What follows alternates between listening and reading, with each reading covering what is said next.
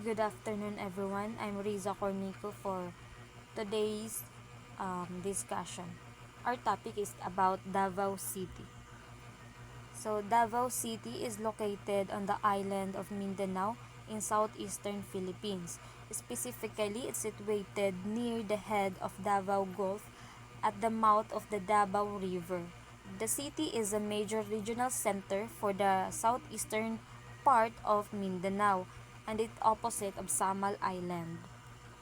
So, the the Davao City has four tribal groups: the Bagobo, Tagabawa, Bagobo, Guengan Klata, Manobo o Ata Matigsalog. Source of livelihood are banana planting, copra making, and paid labor. And limited access to the community.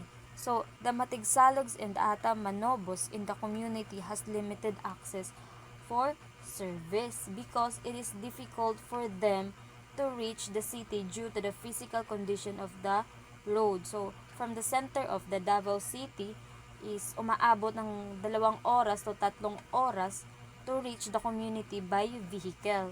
The road is not cemented at maraming malalaking mga butas kaya hindi agad-agad nakakapuntang mga sasakyan papunta doon. May pagod. And there is a service jeep once a day during dry season, but the operation stopped during rainy season because the road becomes muddy and rough. Next is, I mean,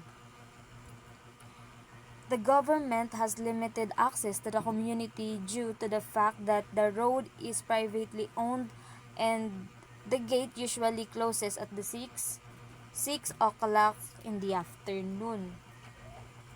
So, in addition, there is a part of the road which is owned by Banana Corporation which with vast plantations.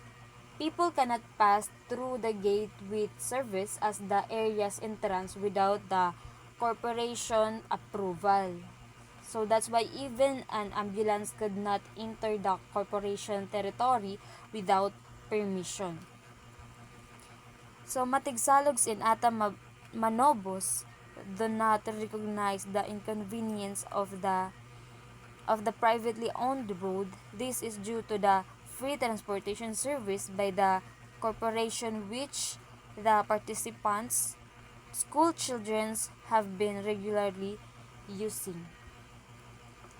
So, this is due to the free transportation service provided by the corporation, which the participants' school children have been regularly using. So, there are two major routes to the community. However, the condition of the alternative roads is worse.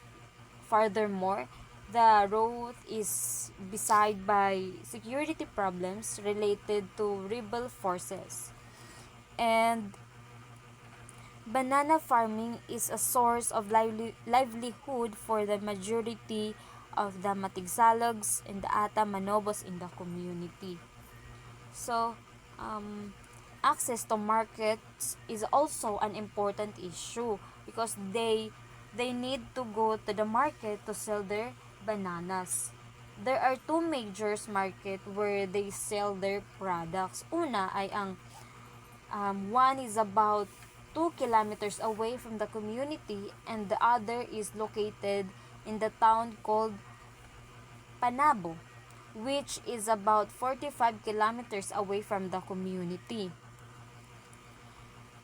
Next is poverty and income. So, income. Most Matigsalogs and Bono household are primarily engaged in farming in small banana plantations on their ancestral domain as a major source of livelihood. They they also derive income from coconut and copra production, working as a farm laborers, handcraft making, basket making, and firewood And gathering. So The bananas are sold for 3 to 11 per kilo based on quality. Manobo women have an average household income of 600 to 1,000 a month, which is about 6 to 11% of the average household income of Region 6. So, the Matigsalogs and Atamanobo men and women stressed that their lands used to produce more agricultural products. However, the soil was damaged by agricultural chemicals sprayed by the Bananas Plantation Corporation.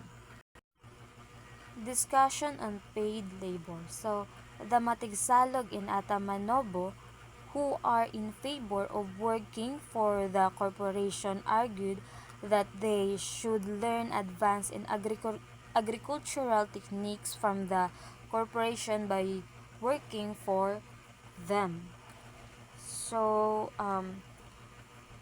on the other hand, those who shown their reluctance to work state, why should we work for them? We owned ancestral land. So gets so next is income gap between the Matigsalog and Atam Manobo. A fifth of household managed to sell all their children to formal schools. Some of the Matigsalog and Atamanobo in the community have sufficient capital for purchasing agricultural inputs and hiring laborers to increase bananas production on their farms. So due to the investment, they become wealthier in enabling them to afford the school expenses of their children. So this situation implies that there exists an economic gap among the Matigsalogs and Atamanobos even when they are part of the same community. Next is maternal and child health. So early marriage is practiced. Most Matigsalogs and Atamanobo women married when they were 14 to 16 years old. All were assessed at birth by a traditional midwife called Hilot. They breastfeed their babies for a year or two. After this period, they feed their babies simple meals consisting of rice and vegetable. So water and sanitation. To obtain drinking water, they need to purchase. They need to purchase it for 1 peso per container, and a household normally consume 3 containers a day. Toilets, so again, toilets is still a luxury for many. Very few have water-sealed toilets. Some have open pit types, and the remainder do not have any toilets at all. So education, dropping out of school. So an elementary school for grade 1 to 4 is located in an accessible place of the community, while the school for grade 5 to 6 is located 2 to 3 kilometers away from the community. Half of children age 6 to 12 are out of schools for secondary education. A large percentage of large are out of schools. The major reason is economic. Children and youth want to finish schools and help their parents in the future. So majority of the household have one or more out of schools children's or youth. So it is the desire of the woman for their children to have a formal education. So next is bullying. bullying, the Matigsalog and Atamanobo children have and youth have been frequent victims of bullying and racial discrimination in schools by both their classmates and their teachers. So, next is the children and risk. So, security issues. So, in this is there have been reported conflict between the government and rebels. There is military camp in the community where 21 volunteers and 2 military personnel are posted. So, some indigenous people were killed. LGUs provide food for these evacuees. Evacuees. Sorry. Some leave their community because a tribal leaders was killed by a suspected by NPA in 2005. Mass evacuation occurred as a consequence of the conflict. So there was said that I was very frightened. There are neither official documents nor reported cases, but one cannot discount the possibility that indigenous children in the area have been the target for recruitment by the rebels forces. So that's all my report. Thank you.